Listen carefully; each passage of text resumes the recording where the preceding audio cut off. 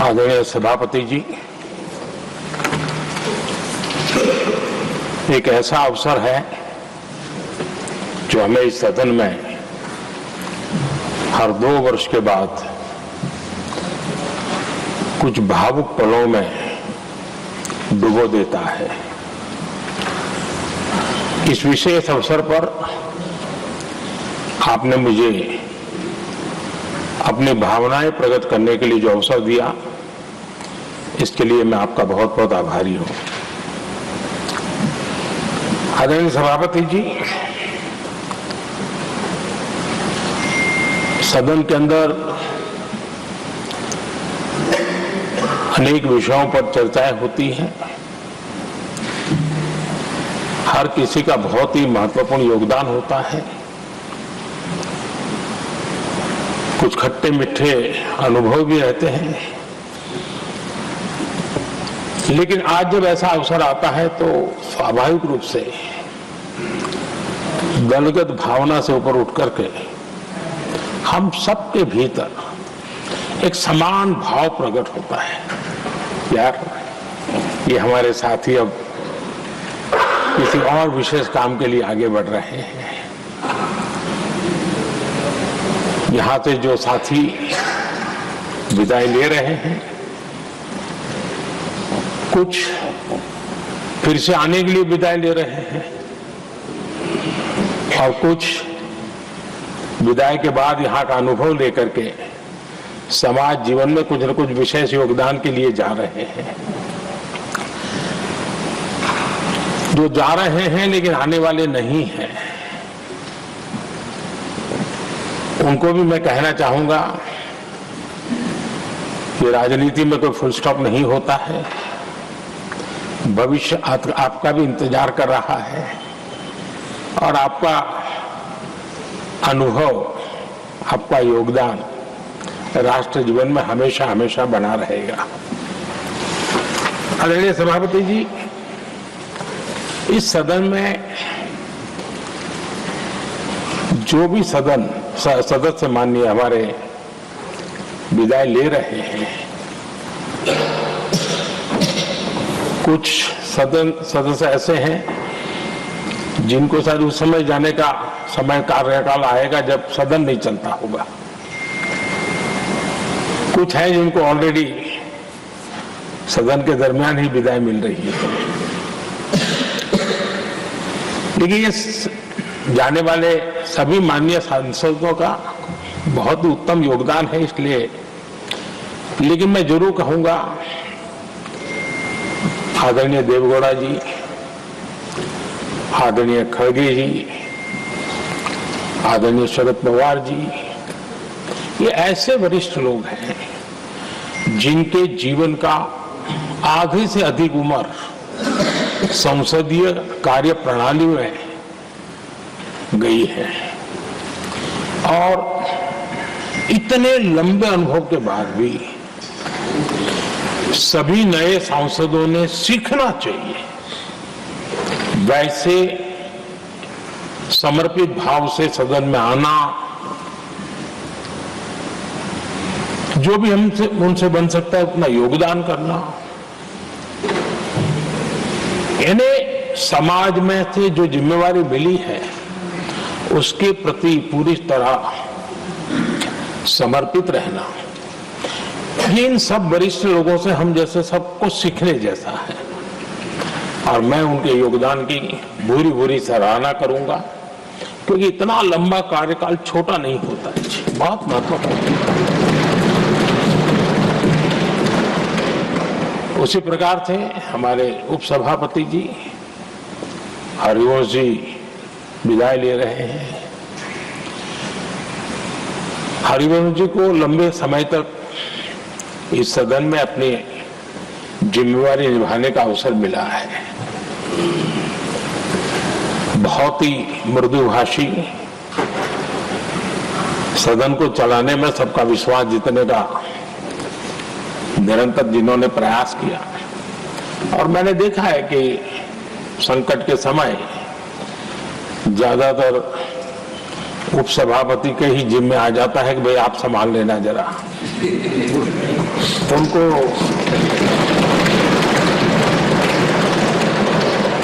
एक लंबा एक्सपीरियंस होता है, सबको जान भी लेते हैं, भली बात ही जान लेते हैं, लेकिन उनका भी योगदान। और जब भी, और मैंने देखा कि जब सदन का समय नहीं होता है तो देश के कोने में कहीं न कहीं वो यूथ के साथ मिलना जुलना, देश की परिस्थितियों के संबंध में उनको अवगत कराना, उनमें एक देश के प्रति संवेदना पैदा करने का वो निरंतर काम।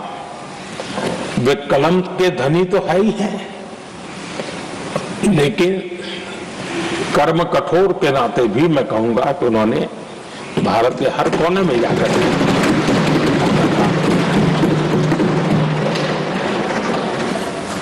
आदरणीय सभापति जी, कभी कभी किसी समय हम सुनते थे कि सदन में बहुत ही हास्य विनोद व्यंग्य का अवसर मिलता रहता है। इन दिनों शायद धीरे धीरे कम होता जा रहा है, क्योंकि 24/7 मीडिया की दुनिया ऐसी है कि हर कोई कॉन्शियस रहता है। लेकिन हमारे आठवले जी हैं जी, सदा बहार है।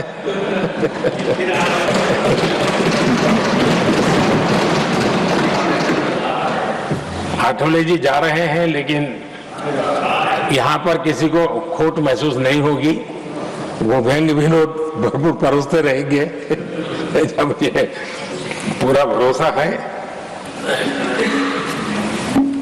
आदरणीय सभापति जी, सदन में से हर 2 साल के अंतराल के बाद एक बड़ा समूह हमारे बीच से जाता है, लेकिन ये ऐसी व्यवस्था है कि जो नया समूह आता है उनको बाकी जो लंबे समय से 4 साल से बैठे हुए साथी हैं, अनुभव है, नए लोगों को तुरंत उनसे कुछ न कुछ सीखने का अवसर मिलता है। और इसलिए एक प्रकार से यहाँ की जो विरासत है वो कंटिन्यू प्रोसेस हमेशा रहती है, ये बहुत बड़ा लाभ होता है। मुझे पक्का विश्वास है कि जिनको इस बार जाना नहीं है वो भी जो नए माननीय सांसद आएंगे उनको उनके अनुभव का लाभ मिलेगा और उनका योगदान भी सदन को और समृद्ध करेगा, ऐसा मेरा पूरा विश्वास है। आदरणीय सभापति जी, हम लोग जानते हैं कि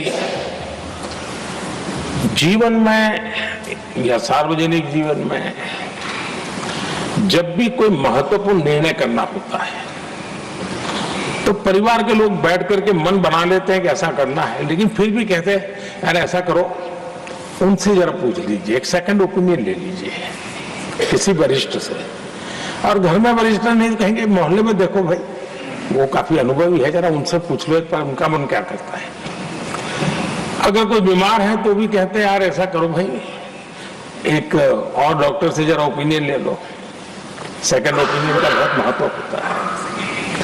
मैं समझता हूँ हमारी संसदीय प्रणाली में इस सेकंड ओपिनियन की बहुत बड़ी ताकत रही है। एक सदन में कुछ निर्णय होता है, दूसरे सदन में फिर आता है सेकंड ओपिनियन के लिए। अगर इस सदन में होता है तो उस सदन में जाता है सेकंड ओपिनियन के लिए। और ये सेकंड ओपिनियन उस सारी बहस को, उस सारे निर्णय प्रक्रिया को एक बहुत बड़ा नया आयाम दे देती है। और वो मैं समझता हूं कि हमारी निर्णय प्रक्रिया को समृद्ध करती है। तो इसलिए सदन में जो माननीय सांसद बैठते हैं उनके लिए एक खुलापन रहता है कि भाई चलो इस सदन में नहीं तो उस सदन में एक अच्छा ओपिनियन नया आएगा, उस सदन में नहीं तो इस सदन में एक नया ओपिनियन आएगा। तो ये सेकंड ओपिनियन ये हमारे लोकतंत्र में एक बहुत बड़ा कंट्रीब्यूशन है, जो जिस विरासत को हमें संभालना, हमारे जो माननीय सांसद विदाई ले रहे हैं उनका तो योगदान रहा ही है और इसके लिए भी मैं उनका साधुवाद करता हूं। आदरणीय सभापति जी, जो हमारे माननीय सांसद विदाई ले रहे हैं बहुत आने वाले दिनों में तो शायद ये अवसर रहने वाला ही नहीं है, लेकिन ये माननीय सांसद ऐसे हैं कि जिनको पुराने संसद के भवन में भी बैठने का मौका मिला और नए संसद भवन में भी बैठने का मौका मिला। उनको दोनों इमारतों में उनको राष्ट्र के कल्याण के लिए अपना योगदान देने का अवसर मिला है और उनके कार्यकाल में ही उनको इस नए सदन के निर्माण प्रक्रिया में और नए सदन की निर्णय प्रक्रिया में भी हिस्सा बनने का अवसर मिला है। वो एक विशेष उनके जीवन में याद रहेगी, नई स्मृति रहेगी। आदरणीय सभापति जी, मैं सभी माननीय सांसदों के, और मैं मानता हूं कि ये सदन अपने आप में बहुत बड़ी ओपन यूनिवर्सिटी है। राष्ट्र जीवन की कई बारीकियों से परिचित होने का अवसर सदन में प्राप्त होता है। एक प्रकार से हमारी यहां शिक्षा भी होती है, हमारी दीक्षा भी होती है। ये 6 साल यहां जो रहने का अवसर मिलता है वो जीवन को गढ़ने का, राष्ट्र जीवन के घड़ते में योगदान का तो महत्व है ही है क्योंकि निर्णय प्रक्रिया का हिस्सा है, लेकिन स्वयं के जीवन को गढ़ने का भी एक अमूल्य अवसर होता है। और इसलिए जब माननीय सांसद यहां आते हैं उस समय की उनकी जो भी सोच, समझ और क्षमता है, जब जाते हैं तो अनेक गुना वो बढ़ती है, उसका विस्तार होता है, अनुभव की एक बहुत बड़ी ताकत होती है। और तब जाकर के जाने के बाद राष्ट्र जीवन का उनका निरंतर योगदान बना रहे हैं।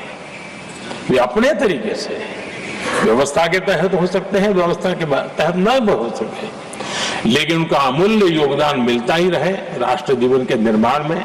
उनका अनुभव हमेशा हमेशा उपयोगी हो, ये मेरी उन सभी माननीय सांसदों को मेरी शुभकामनाएं हैं।